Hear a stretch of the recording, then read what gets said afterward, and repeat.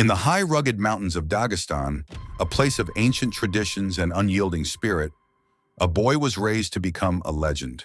His name is Khabib Nurmagomedov. In the modern, chaotic world of mixed martial arts, he was an anomaly, a force of nature who never lost a single round, let alone a fight. He retired with a perfect 29-0 record, but his story is about far more than just winning. It's about legacy, loyalty, and the immense weight of a promise made to a father. This is the story of how a boy who wrestled bears became the man who conquered the UFC. This is a celebration of discipline, of faith, and of an unbreakable bond between a father and a son. This is Khabib's golden era. Khabib's journey began not in a state-of-the-art facility, but in the basement of his family's home in the village of Sildi. His father, Khabib Nurmagomedov, a decorated military veteran and coach, was more than a trainer. He was a visionary. In a region where young men were vulnerable to extremism, Khabib saw wrestling as a path to discipline and purpose. For Khabib, the mat was his playground. By the age of 8, he was immersed in the wrestling culture that defines Dagestan. His father's training was relentless. He forced Khabib to switch from wrestling to judo to become comfortable fighting in a GI, a difficult transition that built a more complete athlete. The stories from his childhood are the stuff of legend, none more so than the day his father made him wrestle a bear cub when he was just 9 years old.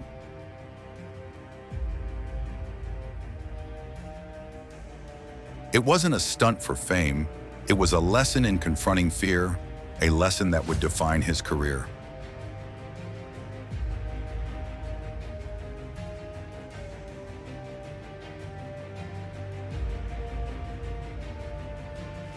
Khabib exploded onto the global stage in the UFC. Big strike from Nurmagomedov. Belarus in a world of trouble right now. We'll see if the Russian can finish. Caught him on the way in, and look at this brutal ground and pound. Not allowing him to get up, and from here, this is where Nurmagomedov will make you pay. But his path was almost blocked before it began. Contract disputes in Russia led to 11 court cases, threatening to cage the eagle before he could take flight. But once he arrived, his dominance was immediate and absolute. Throwing punches inside mount, now into mount, and this could be bad news for Belarus. And Nurmagomedov trying to get that rear naked choke. He's kind of in an awkward position, but looks like he's finishing it. That's it. So the UFC and US debut for Khabib Nurmagomedov. He didn't just beat opponents, he embarrassed them. He set a UFC record with 21 takedowns in a single fight. Combat Sambo is not just a grappling style, headgear, and with a judo clock. Going for a ride. Warned about grabbing the fence with Tripped him down again. And that's that spin. That's whenever Nurmagomedov gets a hold of Trujillo, it becomes a grappling competition. Yeah, he's absolutely getting dominated. And that was how he was able to roll. Smothering style of fighting by Nurmagomedov. And again, down to the grab Trujillo. I mean, at this point in the game, he might not have the energy, weakness to even make that gesture. A display of sheer wrestling will. UFC President Dana White, after just a few fights, saw something special, comparing his powerful slams to the legendary Matt Hughes. What's up, guys? Fight of the night was Wooden Kenny, Ankalaev, and Khabib win the performance bonuses. What a night. Wow. Wow, man. He is the baddest motherfucker on the planet. Like, I mean, let's start with, there's like a feeling out process for like 2 minutes, and then it's on. I mean, those two were going. The pressure that Khabib puts on you is unbelievable. Literally didn't respect his punching power, just walked right into everything, did what he wanted. When he started to go for like the armbar in the first round, I was like, oh my God, he's gonna try to pull off an armbar. You know, then the second round, he keeps the pressure on him, starts to go for that submission. I was like, oh no, right? And he locks it up, gets it, and chokes him out. Unbelievable. And he still didn't lose either round. The media and fans were captivated. Here was a soft-spoken, devout man from a mysterious part of the world who spoke in broken but iconic phrases. He would promise to smash opponents and make them humble. The hype grew with every win, but top-ranked fighters like Gilbert Melendez and Nate Diaz turned down fights with him. The narrative was set. Khabib was the most feared man in the lightweight division. Every great story needs a villain, and in stepped Conor McGregor. Their rivalry became the biggest in sports history, fueled by a deep personal and cultural animosity.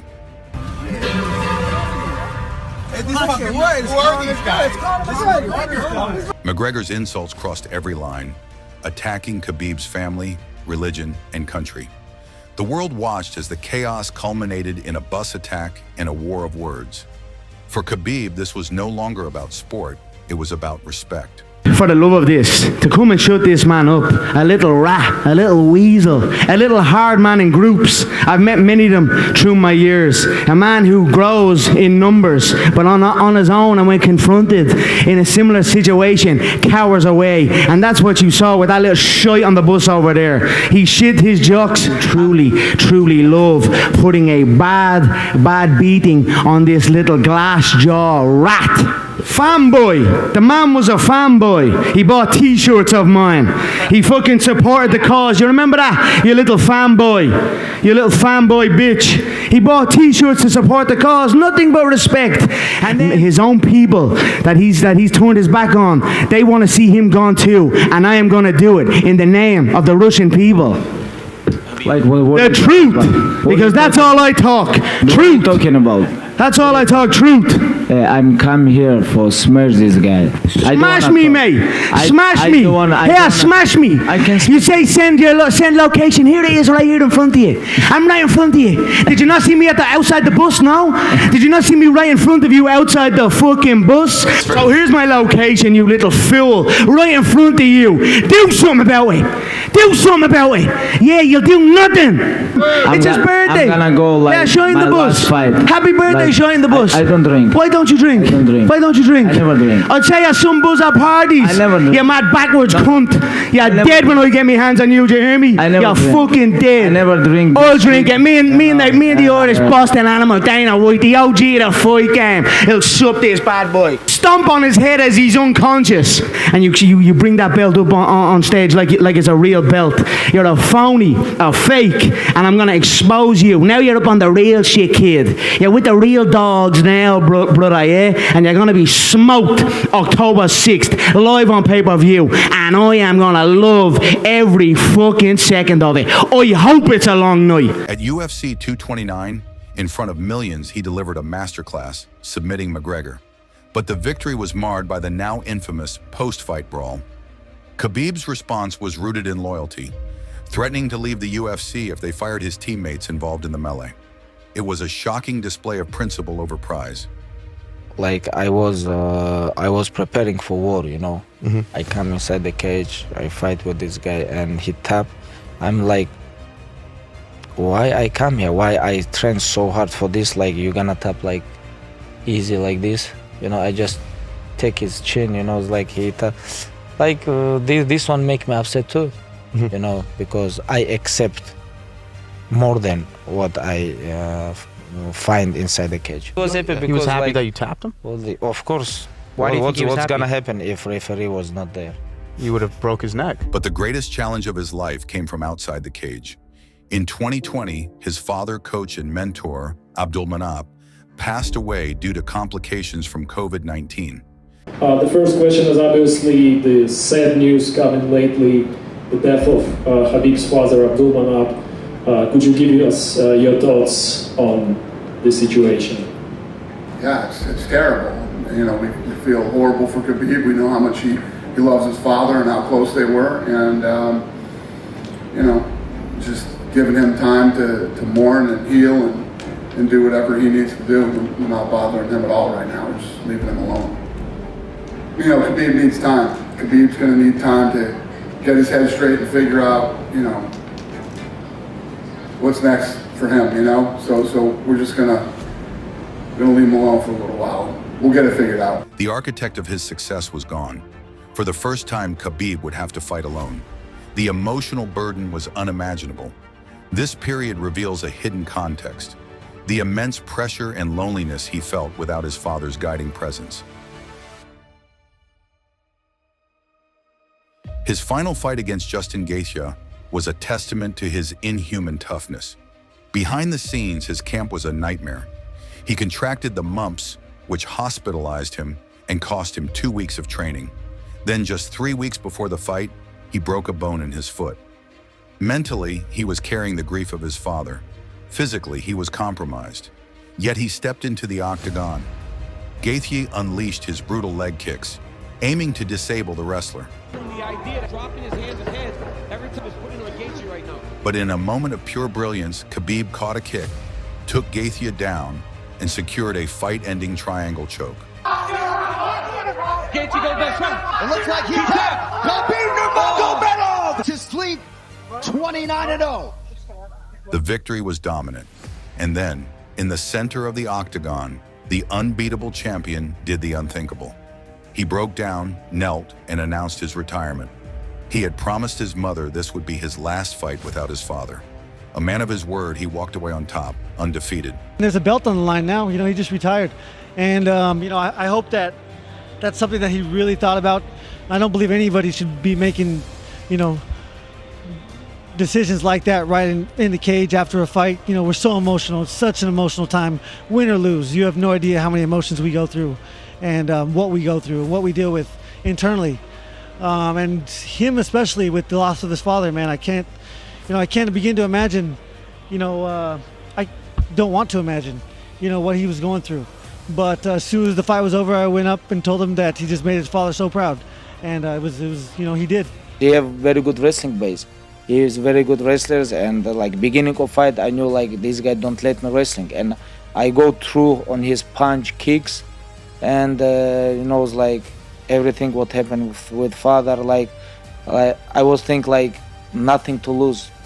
Nothing to lose. I'm gonna go and my coach tell me, hey, listen to game plan. Be careful, head movement. You talk about your father, your father's plan that they talk about. Yes, take him down. But I don't listen to everything what coach say. Yeah. But his legacy is more than stats.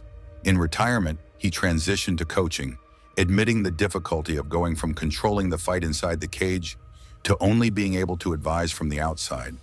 He felt a responsibility to pass on the knowledge gifted to him by his father.